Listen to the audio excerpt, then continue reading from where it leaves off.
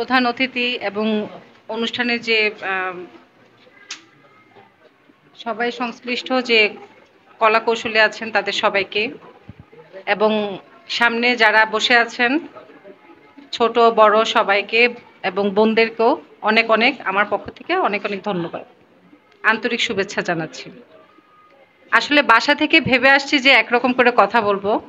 এখানে আসলে আমাকে সবাই প্রথমে একটু ক্ষমার দৃষ্টিতে দেখবেন যে এখানে অনেক গুণী মানুষরা আছেন এবং অনেক কথা বলেছেন এবং অনেক কিছু জানতে পেরেছি এবং অনেক কিছু শিখতেও পেরেছি। আমার নিজেও আমি অ্যাজ এ একটা অভিভাবক হিসেবেই কিন্তু আমি আজকে এখানে এসেছি। আমারও সন্তান আছে, আমার সন্তানকে নিয়ে আমি স্কুলে যখন আমি পাঠানোর পরের সময়টা কিন্তু আমাকে টেনশন করতে হয় যে আমার বাচ্চাটা কি করছে, ঠিকমতো ক্লাস করছে কিনা, কার সাথে মিশতেছে, এগুলো অনেক কিছু আমার চিন্তায় আসে। আমি আশা করি বা মনে করি যে সবারই এই টেনশনটা কাজ করে, বিশেষ করে সন্তানদের।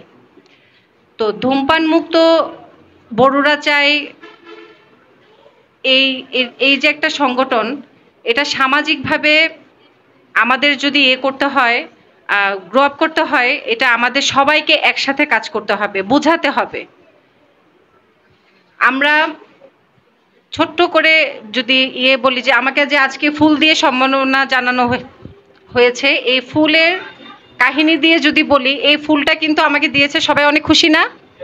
অনেক সুন্দর না জিনিসটা? কিন্তু এমন একটা ফুল আছে যে ফুলটাকে দেখলে মানুষ আঁতকে ওঠে, কিন্তু অনেক সুন্দর ফুল, অনেক সুঘ্রাণ।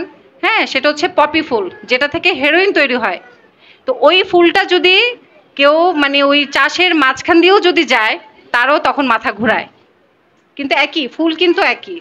এখন এক ফুলকে দেখে আমরা সম্ভাবনা জানি, আরেক ফুলকে দেখে আমরা দূরে ঠেলে দিই। একটা প্রজাপতি জন্ম হয়, প্রজাপতিটা কিন্তু দেখতে অনেক সুন্দর না? কিন্তু প্রজাপতির আদৌ জন্মটা কোথা থেকে? গোবরা পোকা থেকে। হ্যাঁ, গোবরা পোকা থেকে যখন এটা আস্তে আস্তে আস্তে আস্তে যখন তার সৌন্দর্য ফুটিয়ে তোলে, যখন সে পরিপূর্ণতে মানে হয়, প্রস্ফুটিত হয়, তখন আমরা এটা সবাই এটা মানে এমনও ক্যানভাস আছে যে একটা প্রজাপতির দাম অনেক লক্ষ এবং মিলিয়ন ডলার। একটা প্রজাপতি জাস্ট পেন্টিং, অন্য কিছু না।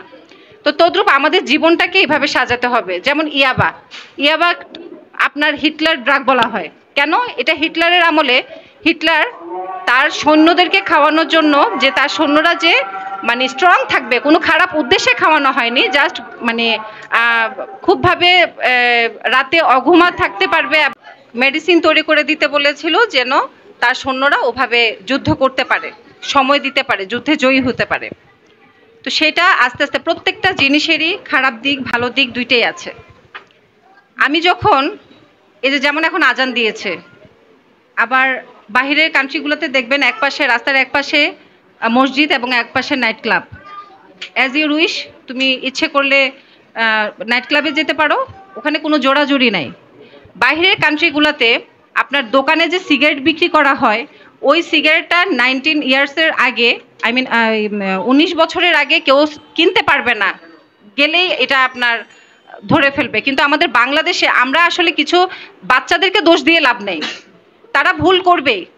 এখন একজন দোকানদার যদি 18 বছরের নিচে যদি একটা ছেলের কাছে 5 টাকা না হলে 10 টাকা নাহলে 20 টাকায় এই টাকাটা যে সে সেল করতেছে, ওনারও চিন্তা করা উচিত, সচেতন হওয়া উচিত যে আমার এই বিক্রির কারণে সে এটা ধ্বংসের পথে যাচ্ছে। তো ওভারঅল যদি আমরা চিন্তা করি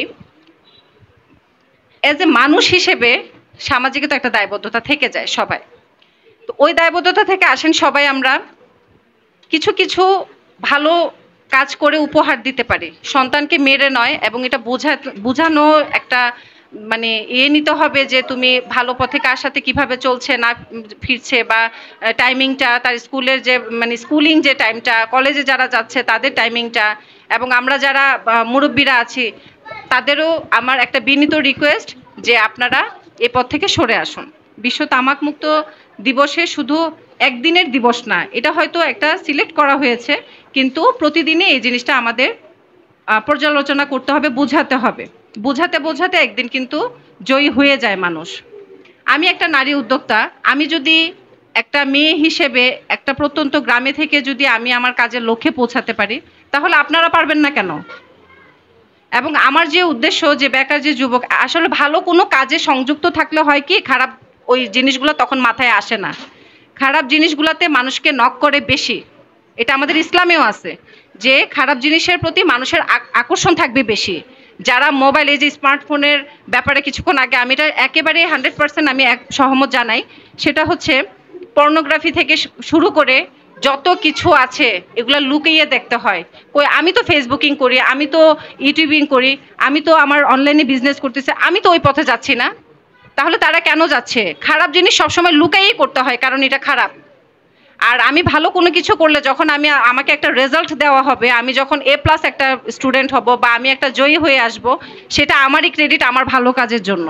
তখন আমার জন্য আমার বাবা মারাও কি প্রশংসায় পঞ্চমুখ হয়, তার সাথে সাথে সমাজের ইয়েরাও হয় যে অমুক বাড়ির এই ছেলে বা অমুকের ছেলে বা অমুকের মেয়ে এই ইয়ে হয়েছে। তো মাদকের যে মানে এটা তো পুরো নাশ করে ফেলে। কিছুদিন আগে হয়তো যারা ফেসবুকিং করেন অবশ্যই নিউজটা পেয়েছেন যে অনেক বয়স্ক একজন, ওনার মতো একজন বাবা তার সন্তানকে মানে একদম মেরে ফেলেছে, এত অত্যাচারিত হয়েছে। সম্পদ থেকে শুরু করে, টাকা থেকে শুরু করে সব কিছু তাকে দেওয়ার পরেও ওই যে একটা মানে এটা কতটুকু কষ্ট পেলে তার বাবা তার নিজ সন্তানকে খুন করতে পারে। তো এই জিনিসগুলো আসলে আমাদের শিক্ষা নেওয়া উচিত। এবং আমরা যারা আছি সবাই প্লিজ, আমার কোনো কথায় যদি ভুল হয়ে থাকে বা কারো মনে কষ্ট দিয়ে থাকি, সেটা আমাকে ক্ষমা দৃষ্টিতে দেখবেন। আর আমি আশা করব সবাই যেন ভালো পথে চলে। এবং তামাক মুক্ত দিবস শুধু আজকে নয়, ভালোবাসা দিবস কোনো আজকে না, মা দিবস কোনো আজকে নয়, আজকে বলে কোনো শব্দ নেই। আমার কালকের কথাও চিন্তা করতে হবে, আগামীকালকের কথাও চিন্তা করতে হবে। তো সবাইকে ধন্যবাদ এবং সবাই আমার জন্য দোয়া করবেন, আমি যেন আমার সন্তানদেরকে ভালো মানুষের মতো মানুষ করতে পারি এবং সমাজে একটা প্রতিষ্ঠিত মানুষ হিসেবে আমি নিজেকে ওভাবে গড়ে তুলতে পারি। আসসালামু আলাইকুম।